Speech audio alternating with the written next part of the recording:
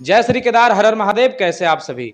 My dear friend, लगातार आप सभी श्रद्धालुओं का कमेंट और मैसेज कॉल आ रहा था कि भाई साहब, मैं सितंबर अक्टूबर में चार धाम यात्रा पे आ रहा हूं और मुझे अपने फैमिली के लिए Ertiga, Innova, Innova Crysta, tempo traveller, बस, मिनी बस जो है गाड़ी चाहिए चार धाम यात्रा पे जाने के लिए। तो अब तक जो है मैं ऐसी कोई भी कंपनी के बारे में नहीं बताया था जो कि चार धाम यात्रा में जो है आप सभी को गाड़ियां प्रोवाइड करे। लेकिन आज जो है मैं देवभूमि सर्विस एसोसिएशन के पास जो है आ चुका हूं और ये आप सभी को बताएंगे कि अगर आप लोग चार धाम यात्रा पे आ रहे हैं तो आप लोग इनकी जो है यूनियन से कैसे गाड़ी वगैरह की बुकिंग करवा सकते हैं और इनके यूनियन से आप सभी को जो है क्या क्या फैसिलिटीज मिलेगा। ड्राइवर वगैरह को लेकर काफी इशू वगैरह होता है, तो इन पे जो है इनका जो एसोसिएशन है वो क्या लगाम लगाते हैं ड्राइवरों पे, जो कि चार धाम यात्रा पे आने वाले श्रद्धालुओं का यात्रा जो है पूरी तरह सुरक्षित और सुगम हो जाए। सर जी नमस्कार। नमस्कार, जय श्री केदार, हर हर महादेव। दोस्तों, मैं देवभूमि एसोसिएशन बस, mini bus, tempo traveller Vinod Saini उपाध्यक्ष और हमारी यूनियन के अध्यक्ष मिस्टर विनोद पुरी जी, जिनके सौजन्य से हम श्रद्धालुओं को सभी प्रकार की गाड़ियां प्रोवाइड कराते हैं, जिसमें Ertiga, Dzire, Crysta, Innova, Urbania, tempo traveller, mini bus और 32 सीटर और 42 सीटर लग्जरी बस तक हम सभी प्रकार की गाड़ियां श्रद्धालुओं को प्रोवाइड कराते हैं।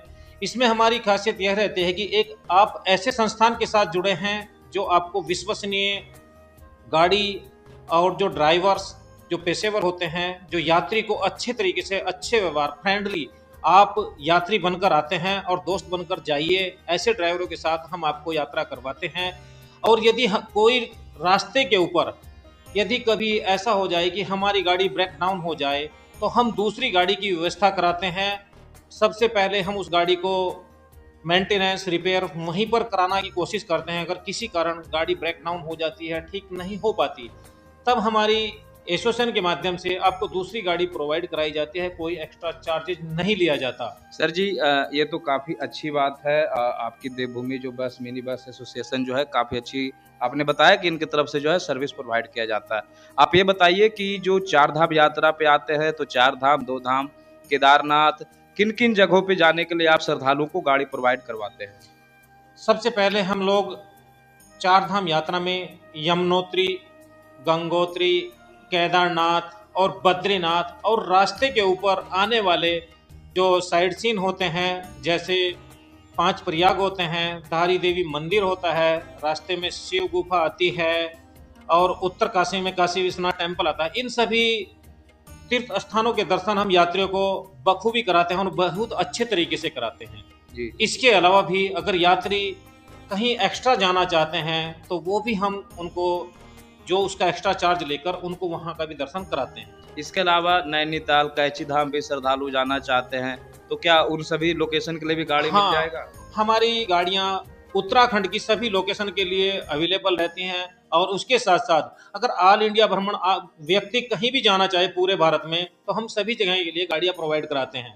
जी जी, बिल्कुल अच्छी बात है। आगे मैं ये कहना चाहूँगा सर कि जो चार धाम के यात्री आते हैं उनको कुछ प्राइज या रेट चार्ज वगैरह को लेकर काफ़ी समस्या होती है कि अगर मुझे चार धाम में जाना है कितने दिनों का समय लगेगा, अब गाड़ियों का चार्ज किस प्रकार से आप लोग करते हो? क्या एक कंप्लीट चार धाम यात्रा का एक फिक्स कॉस्ट लेते हो, पर डे के अकॉर्डिंग लेते हो, ड्राइवर का खाना रहना क्या इंक्लूड होता है, अगर आपकी गाड़ियाँ कोई लेता है तो आप क्या-क्या उसमें इंक्लूड करते हो? ये सभी थोड़ा आप हमारे व्यूअर को विस्तार से बताएँगे।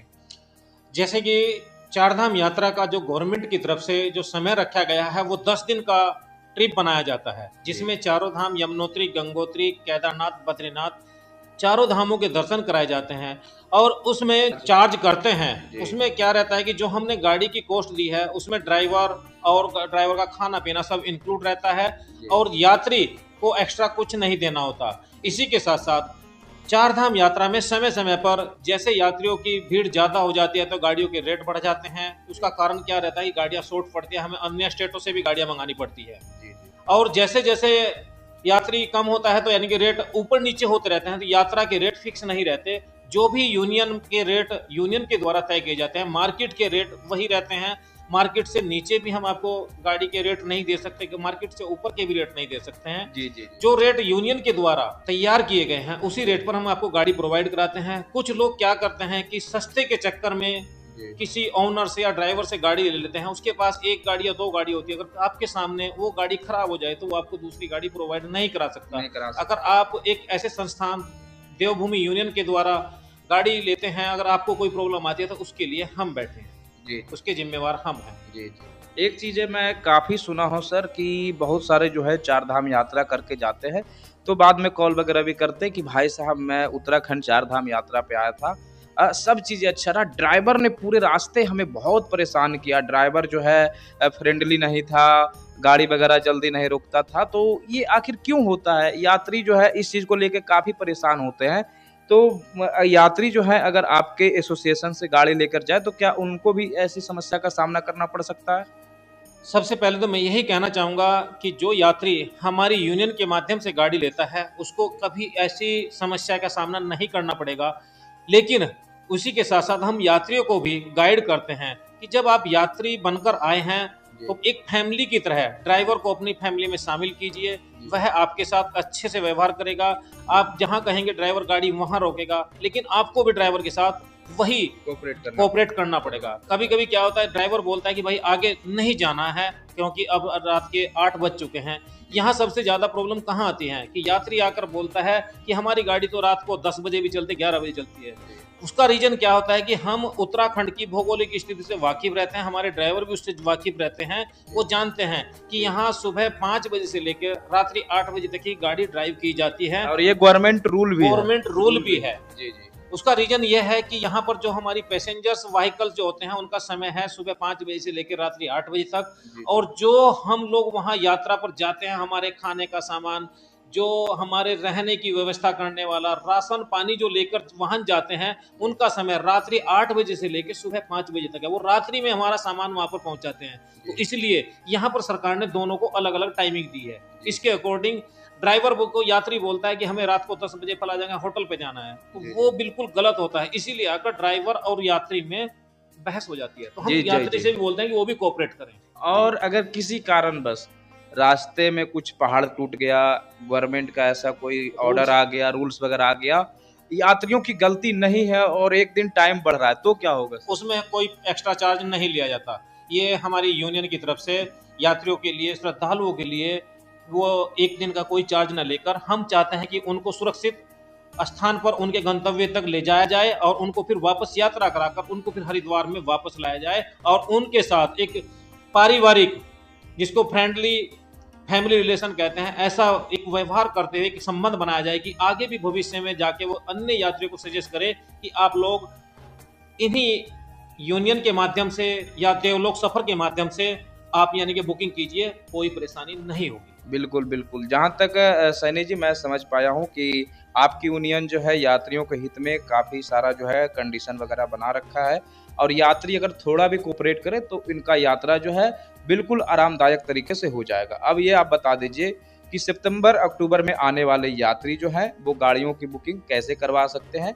इसका प्राइस वगैरह क्या पड़ेगा? क्या गाड़ियाँ जो है यात्रा जब वो आएंगे तो एक सप्ताह पहले बुकिंग करवाए या फिर अभी ही एडवांस में बुकिंग करवा ले?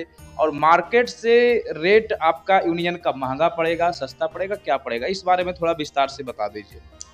सर मैं बताना चाहूँगा, यदि यात्री सितंबर अक्टूबर में आना चाहते हैं, जो लोग सिर्फ गाड़ी ही लेना चाहते हैं, अगर वो अभी से बुकिंग करते हैं तो उसमें एक कंडीशन आ जाती है कि मान लीजिए आज जो आने वाले महीने में सितंबर, जैसे कि मान लिया 1 सितंबर के बाद, मैं समझता हूँ कि गाड़ी का रेट हम तो चाहते हैं कि ये लगभग एक एग्जाम्पल कि 5,000 रुपये पर डे में टेम्पो ट्रेवलर फोर्स का मिल जाएगा। लेकिन अगर यात्री ज़्यादा हो जाता है तो रेट बढ़ भी जाता है।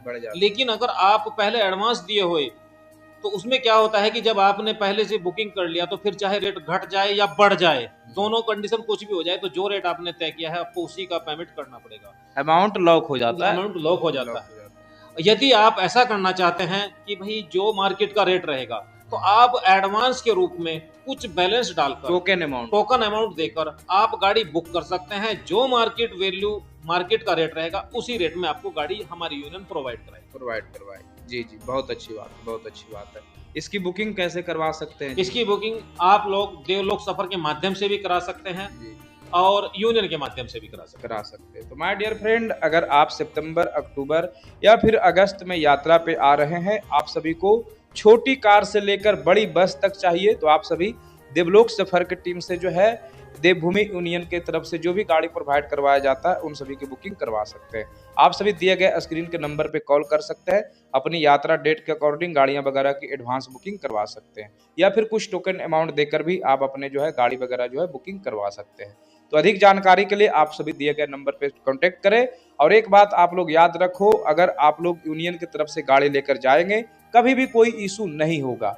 अब थोड़ा सा मान लो, अगर आप यात्रा पे जाते हो, जो ड्राइवर वगैरह का शिकायत होता है वो ये होता है कि आप इंडिविजुअल गाड़ी लेकर जाते हो। ड्राइवरों को ये लगता है कि भाई यात्री एक बार ही आए हैं, इनसे 1000, 500, 200 जो भी कमाना है कमा लो, क्योंकि ये दोबारा आने वाले नहीं है। लेकिन अगर आप एक यूनियन या फिर एक कंपनी के माध्यम से जाएंगे, तो उनको फिर ये लगता है कि अगर हमने इनके साथ कुछ गलत कर दिया तो आगे जो है यूनियन वाले हमें गाड़ी की बुकिंग नहीं देंगे, ये कंपनी वाला हमें दोबारा काम नहीं देगा। हम लोग भी अगर यात्रियों को जो भेजते हैं यहाँ ड्राइवरों के साथ गाड़ी देकर, तो दोनों को काफी अच्छे से समझाते हैं हर कंडीशन वगैरह, कि आपको यात्रा में कोई भी दिक्कत ना हो। तो माय डियर फ्रेंड, बाकी बातें आप सभी हमारे ऑफिस आकर भी कर सकते हैं। ऑफिस का लोकेशन जो है आप सभी को डिस्क्रिप्शन में मिल जाएगा, आप सभी वहां जाकर चेक कर सकते हैं। फिलहाल आज के लिए इतना ही। जय श्री केदार, हर हर महादेव।